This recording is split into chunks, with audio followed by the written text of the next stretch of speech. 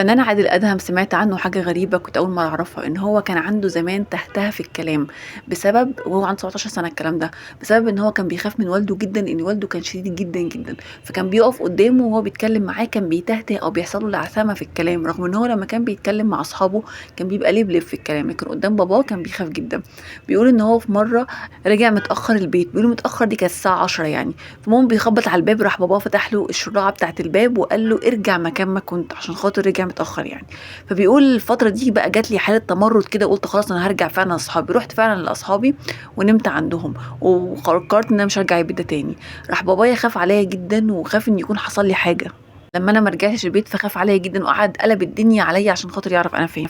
لحد ما لقاني. فبيقول في الوقت دوت انا اكتشفت ان انا بقى اصبحت يعني راجل، وان انا يعني المفروض ان هو يعاملني معامله الكبار ما يعاملنيش معامله الاطفال. بيقول من ساعتها راحت التهتهه واللعثمه اللي جوايا، وما بقتش خايف من حاجه، وبالعكس بابايا بدل ما كان ابويا بتحول لصديق ليا، وبقينا كويسين مع بعض.